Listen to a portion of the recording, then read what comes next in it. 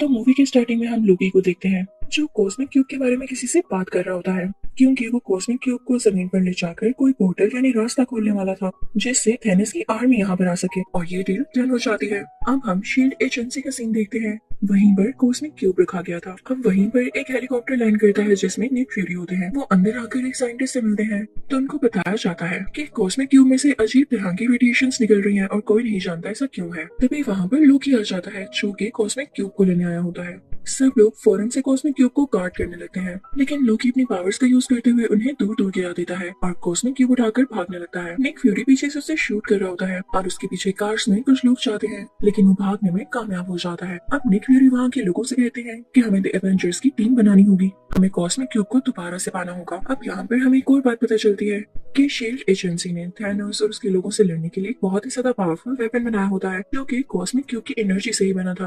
अब Nick Fury सीधा captain America के पास जाते हैं जो कि फर्स्ट एवेंजर है। निक फ्यूरी से सब कुछ बताते हैं कि कॉस्मिक क्यूब को चुरा लिया गया है और उसे वापस लाने में तुम्हारी हेल्प की जरूरत है। दूसरी तरफ हम नताशा को देखते हैं जो कि इंडिया जाकर हल्क को लाती है और उसे कहती है कि तुम्हें कॉस्मिक क्यूब के बारे में काफी नॉलेज है, तो हमें तुम्हारी मदद चाहिए ताकि हम उसको दोबारा से पा सकें। और उधर हम एक एजेंट को देखते हैं जो कि टोनी स्टार्क से इस बारे में बात करता है और अब ये भी एवेंजर्स की टीम में शामिल हो जाता है। अब उसी एजेंट को हम प्लेन में कैप्टन अमेरिका के साथ देखते हैं। वो उससे कहता है कि आपका काम बहुत अच्छा है और मैं इसको एडमायर करता हूँ। अब प्लेन लैंड हो जाता है और कैप्टन अमेरिका मिलता है हल्क और नताशा से। वो लोग एक दूसरे से मिलकर बहुत ज्यादा खुश होते हैं। अब वो लोग एक बहरी जहाज पर बैठ जाते हैं, लेकिन कुछ ही देर में वो बहरी जहाज उड़ने लगता है, यानी वो एक फ्लाइंग क्राफ्ट था। और फिर उसके बाद निक फ्यूरी होलोग्राम क्रिएट करते हुए उसको इनविजिबल कर देते हैं। उधर हम लोकी को शील्ड की उन्हीं दो लोगों के साथ देखते हैं। उन लोगों में बात चल रही होती है कि कॉस्मिक क्यूब बहुत ज्यादा पावरफुल है, हम इसे तब तक कंट्रोल नहीं कर सकेंगे जब तक इसकी रेडिएशंस थोड़ी कम न कर लें। और ऐसा एलिमेंट है जिसका नाम इरेडियम है और वो हमें जर्मनी से मिलेगा।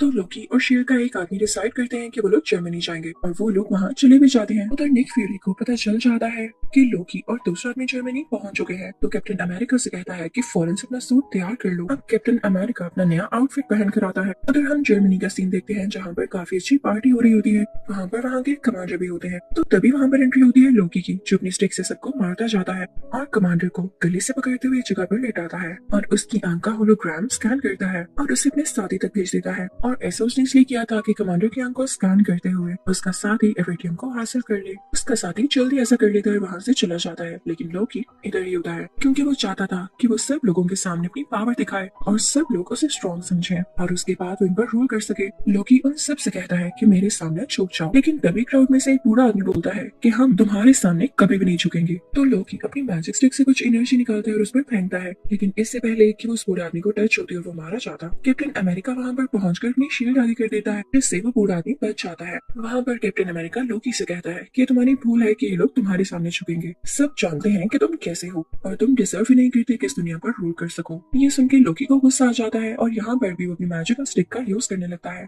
लेकिन तभी कैप्टन अमेरिका दोबारा से अपनी शील्ड आगे कर लेता है और वही शील्ड उस लोकी की तरफ फेंकता है, लेकिन लोकी उस पर दोबारा से अटैक करने लगता है तो कैप्टन अमेरिका रूल होते हुए पीछे जाता है। लोकी अपनी स्टिक से कैप्टन अमेरिका को काफी ज्यादा हिट कर रहा होता है और कैप्टन अमेरिका भी खुद को डिफेंड कर रहा होता है। तभी वहाँ पर एंट्री होती है आयरन मैन की, जिसको देखकर लोकी घबरा जाता है कि अब तो ये दो लोग हैं, मैं इनसे कैसे लड़ूंगा। तो वो फौरन से उनके साथ जाने के लिए तैयार हो जाता है। अब ये दोनों लोकी को अपने साथ ले जाते हैं। अभी आयरन मैन अपने कुछ लोगों के साथ बातें कर ही रहा होता है कि ये लोग यानी लोकी और उसके साथी जर्मनी इसलिए आए थे ताकि इरेडियम को पा सके, क्योंकि कॉस्मिक क्यूब को कंट्रोल करना इतनी आसान बात नहीं है। और सिर्फ यही नहीं, उसको एक्टिवेट करने के लिए या उसको यूज करने के लिए इन्हें बहुत सारे टेम्परेचर की जरूरत है। इतना टेम्परेचर उनको जर्मनी में मौजूद एक टावर पर मिलेगा। दूसरी तरफ हम लोकी को देखते हैं जो कि यूं ही नहीं सरेंडर करके इस एयरक्राफ्ट में आया होता, बल्कि इसके पीछे भी उसकी बहुत बड़ी प्लानिंग होती है। वो इनफैक्ट इनकी एयरक्राफ्ट को डिस्ट्रॉय करने आया था ताकि एवेंजर्स के हाथ में कुछ भी न रहे और वो यहाँ से सेफली एस्केप कर जाए। वो अपने साथी को ऑर्डर्स देता है, वो भी अपने साथियों को लेकर इस एयरक्राफ्ट के पास एक और प्लेन में आ जाता है और फिर इस एयरक्राफ्ट के इंजन में एरो मारता है, जिससे उसमें आग लगने लगती है। इसकी वजह से पूरा का पूरा एयरक्राफ्ट नीचे गिरने लगता है,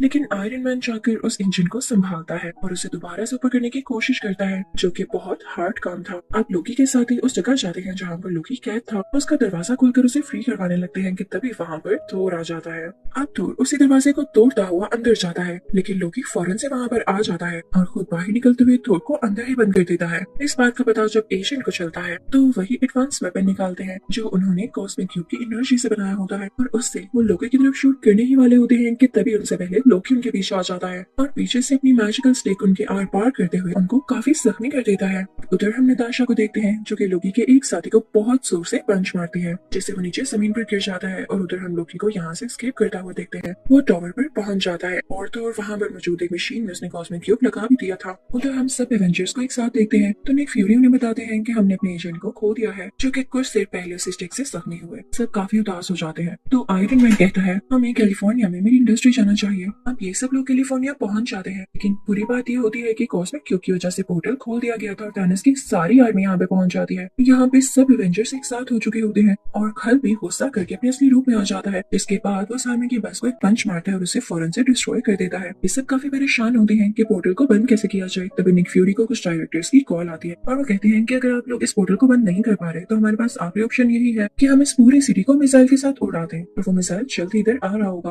आप लोग अपनी जान बचा के रखिएगा। निक फ्यूरी ये बात आयरन मैन को बताते हैं। हमारे पास सिर्फ 2.5 मिनट्स हैं यानी 2.5 मिनट है। इसी में या तो हमें पोर्टल को बंद करना होगा या उसके बाद मिसाइल आने पर उसे रोकना होगा। नताशा काफी घबरा जाती है और लोकी की मैजिकल स्टिक लेकर उस पोर्टल के पास पहुंचती है और उसमें से काफी सारी एनर्जी निकालते हुए उस पोर्टल को बंद करने की कोशिश करती है। लेकिन तभी आयरन मैन उसे कहता है कि रुको, मेरे पास एक और आइडिया है। मेरे पास भी एक मिसाइल है जिससे मैं उस जगह पर फेंकूंगा जहाँ पर थैनोस के लोग हैं। और वो मिसाइल लेकर उस जगह पहुंच ही जाता है और उस जगह को डिस्ट्रॉय कर देता है। लेकिन काफी टाइम हो जाता है, वो वहाँ से नहीं लौटता। तो कैप्टन अमेरिका नताशा से कहता है कि हमारे पास और टाइम नहीं है, हमें पोर्टल बंद करना होगा वरना हम सब भी डिस्ट्रॉय हो जाएंगे, मारे जाएंगे। नताशा उस पोर्टल को बंद करने लगती है। आयरन मैन भी उसी पोर्टल में था। सब काफी दुखी थे क्योंकि ये नहीं जानते थे कि अब आगे क्या होने वाला है। पोर्टल को बंद न किया तो इन पर मिसाइल गिरा दिया जाएगा, अगर पोर्टल को बंद कर दिया तो आयरन मैन अंदर ही रह जाएगा। लेकिन तभी उस पोर्टल में से आयरन मैन नीचे की तरफ आता है यानी इस दुनिया पर गिरता है। सब लोग बहुत खुश हो जाते हैं। उन्होंने थैनोस की कम्युनिटी को भी तबाह कर दिया था और उनका दोस्त भी वापस आ चुका था। तो सब उन लोगों को काफी अप्रिशिएट करते हैं। अभी सब एवेंजर्स मिलकर उसी टावर तक जाते हैं। यहाँ पर लोकी को पकड़ लिया जाता है। हम देखते हैं कि थोर लोकी को लेता है और साथ कॉस्मिक क्यूब को भी उसे अपने साथ लेकर अपने रहने की जगह यानी एस्गार्ड तक पहुंच जाता है जो कि हमने मूवी थोर में भी देखा था। तो इस मूवी एवेंजर्स के पार्ट 1 के एंडिंग सीन में हम देखते हैं कि एक आदमी थैनोस से कह रहा होता है जमीन के लोग बहुत पावरफुल हैं, हम इनसे लड़ने के लिए और ज्यादा स्ट्रॉन्ग होना होगा। तभी यहाँ पर थैनोस एक स्माइल पास करता है यानी उस चीज के लिए भी तैयार है।